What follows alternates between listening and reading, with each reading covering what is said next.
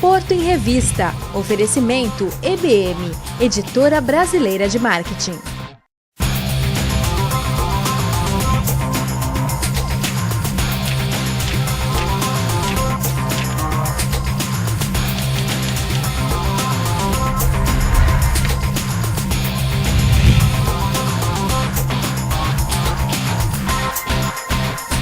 Olá, Porto em Revista no ar pela TV Santa Cecília, um programa que tem a chancela da Editora Brasileira de Marketing.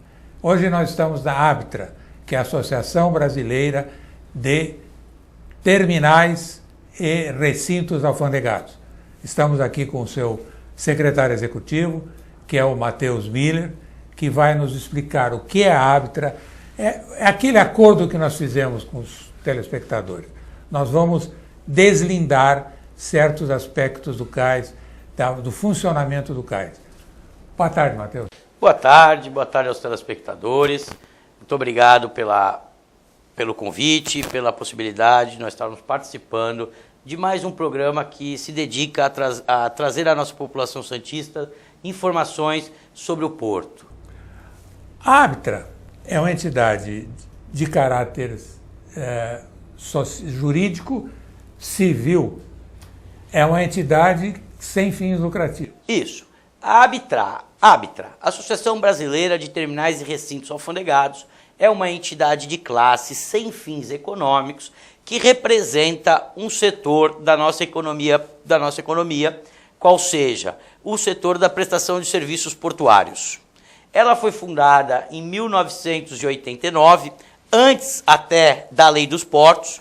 E essa é uma curiosidade, porque antes da Lei dos Portos, a Lei 8.630, promulgada em 1993, a exploração portuária ela era um monopólio da União e era realizado diretamente pelas companhias de docas. No entanto, existia na retroárea, na área que a gente chama de secundária, existiam empresas privadas que tinham autorização da Secretaria da Receita Federal do Brasil para tratar cargas de importação. Eram os antigos chamados terminais retroportuários alfandegados. E o nome da entidade nessa época era ABTRA, Associação Brasileira de Terminais Retroportuários Alfandegados. E depois, com a edição da Lei 8.630 e com a privatização da operação portuária, anteriormente feita pela CODESP, como eu comentei, a entidade passou a se chamar Associação Brasileira de Terminais e Recintos Alfandegados, congregando assim todas aquelas novas empresas que vieram a explorar as áreas da União dentro do Porto organizado. Quem conheceu o Porto num passado não relativamente recente, entendia que as cargas ficavam nos armazéns, era dos armazéns que a alfândega dava a liberação dessas cargas. Criaram-se, então, os recintos alfandegados. O que vem a ser um recinto alfandegado? Qual a participação da empresa e qual a participação do governo? Vamos lá. A operação portuária, que consiste na descarga do navio, passou a ser feita por empresas privadas. Então você tem a primeira etapa, que é a descarga das cargas do navio ou o seu carregamento, ok? Num fluxo de importação, podemos tratar primeiramente, e aí então nós teríamos que seria a descarga do navio, dos containers ou das cargas. Este operador portuário privado, a operação portuária privada, ele descarrega a carga e precisa entregar a um recinto alfandegado. Por que a um recinto alfandegado? Porque o recinto alfandegado é uma área classificada e credenciada pela Secretaria da Receita Federal do Brasil, através das suas inspetorias de alfândega, para que possa receber cargas de importação. Por quê? Se a gente pensar que o navio ele faz um traçado intercontinental, né? Ele liga os continentes, essa carga chega ao nosso país sem estar nacionalizada. O que quer dizer isso? Ainda não foram pagos os impostos relativos à importação. E o que acontece dentro dos recintos alfandegados?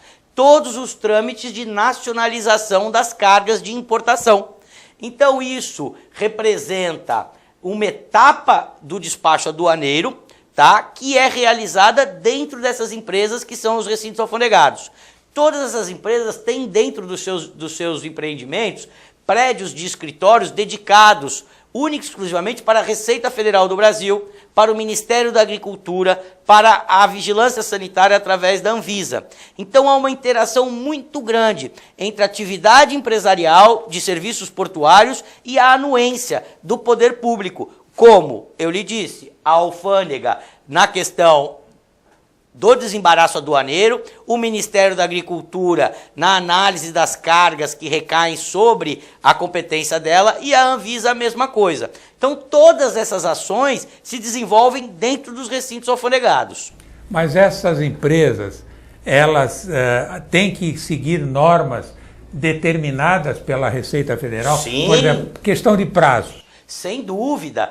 Toda a possibilidade para que você seja alfandegado, ela é estabelecida através de uma portaria da Secretaria da Receita Federal. E, da mesma forma que a autoridade aduaneira, que é a Receita Federal, através das alfândegas, ela emite, ela publica, ela normatiza a ação do recinto alfandegado. Então nós somos auditados pela Receita Federal, temos que cumprir os prazos por ela estabelecidos, temos que oferecer a ela requisitos de segurança, como câmeras em todos os terminais, scanner nos terminais, equipamentos e programas de tecnologia que conversam online com a fiscalização aduaneira. Hoje fala-se muito em reestruturação do porto, ou seja, a adoção de uma série de medidas para tornar o porto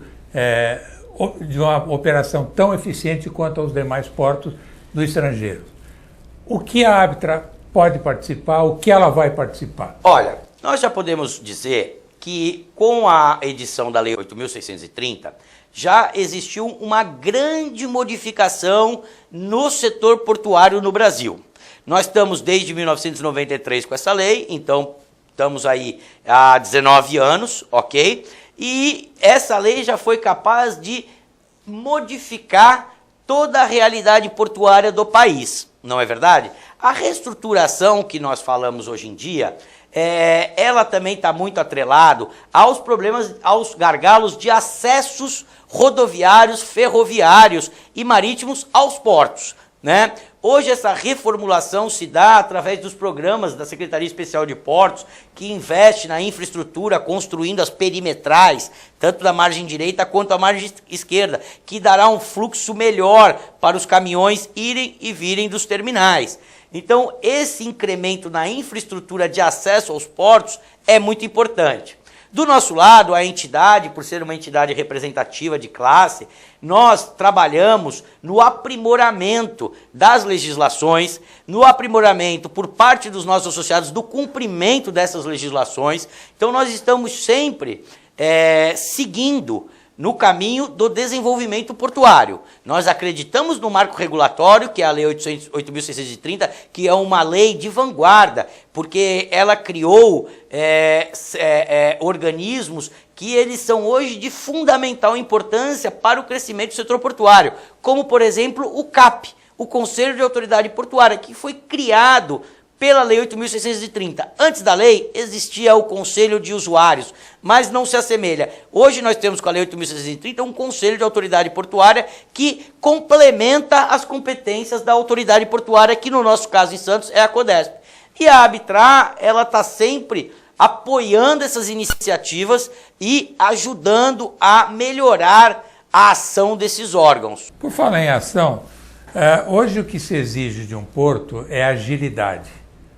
A que ponto a Arbitra interferiu nisto e ajudou para que isso se concretizasse? Na verdade, o que nós temos é que um serviço portuário tem que ser eficiente.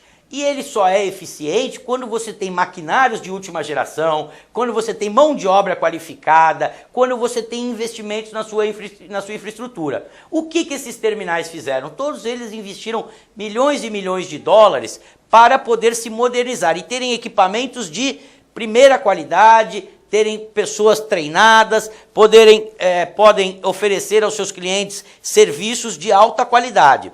A Arbitrar, como entidade de classe, ela não atua na prestação do serviço, mas ela colabora para que a nossa agência reguladora, para que a própria alfândega, o Ministério da Agricultura e Anvisa, produzam normas que venham a dar eficiência aos movimentos portuários, não é verdade? Porque quando a gente fala de eficiência em serviços portuários, eu falo da movimentação de carga. Em quanto tempo mais rápido eu consigo movimentar carga, em quanto tempo eu segrego a carga, isso é importante no serviço portuário. Um exemplo disso, e aí a atuação institucional da nossa entidade, foi a recente renovação de um regime de incentivo à aquisição de equipamentos para atividade portuária. A gente chama esse regime de reporto. É um regime de modernização do seu maquinário.